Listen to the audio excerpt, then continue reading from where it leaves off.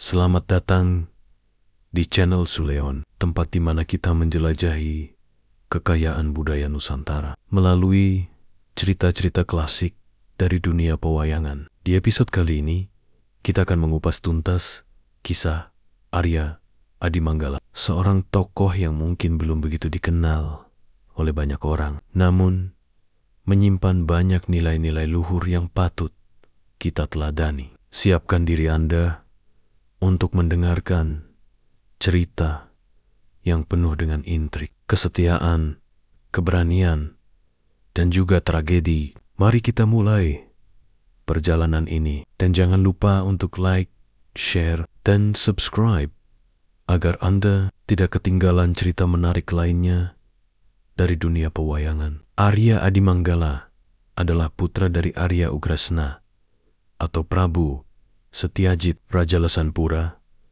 dengan Kensagupi. Kensagupi yang pada masa mudanya bernama Yasuda adalah seorang suarawati, penyanyi istana, dan penari bedaya di Keraton Mandura. Selain kecantikannya, suaranya yang merdu, dan sikapnya yang luas membuat Kensagupi menarik hati banyak bangsawan, termasuk Prabu Basudewa, Arya Prabu Rukma, dan Arya Ugrasena. Setelah Kensagupi dinikahkan dengan Antagopa, seorang gembala yang tinggal di Padepokan Widarakanda, Arya Adimanggala dianggap sebagai putra dari Kensagupi dan Demang Antagopa secara hukum. Meskipun demikian, secara biologi, Arya Adimanggala adalah putra Arya Ugrasena. Arya Adimanggala memiliki kakak kandung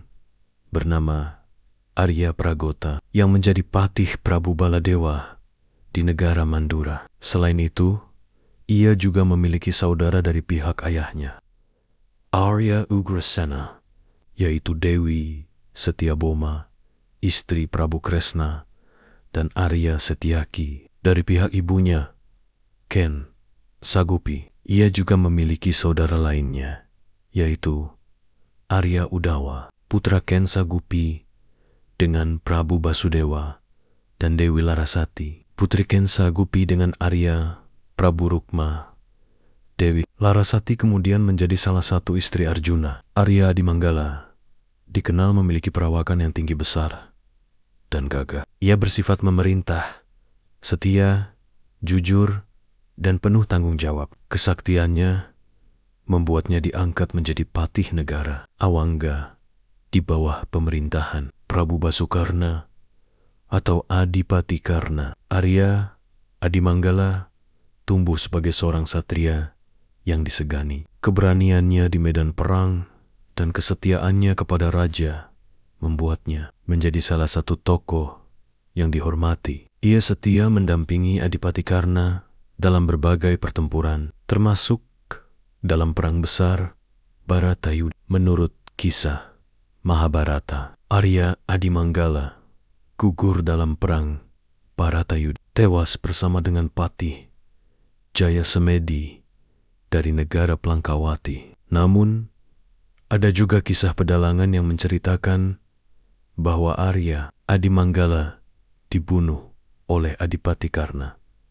Hal ini terjadi karena kesalahpahaman yang tragis. Ketika Arya Adimanggala seharusnya mengucapkan permintaan Adipati Karna untuk seda siri, ia malah mengucapkan permintaan Adipati Karna seda mati. Kesalahan ucapan ini membuat Dewi Surtikan, istri Adipati Karna, melakukan belapati dengan cara bunuh diri. Tragedi ini terjadi menjelang Adipati Karna diangkat menjadi senapati dalam perang Bharatayuddha. Kisah Arya Adimanggala adalah bagian dari epos besar Mahabharata dan pewayangan Jawa yang syarat dengan nilai-nilai kepahlawanan, kesetiaan, dan tragedi. Perjalanan hidup yang penuh dengan liku-liku menjadi pelajaran berharga tentang pentingnya kejujuran, tanggung jawab, dan kesetiaan dalam menjalani kehidupan. Semoga kisah ini dapat memberikan inspirasi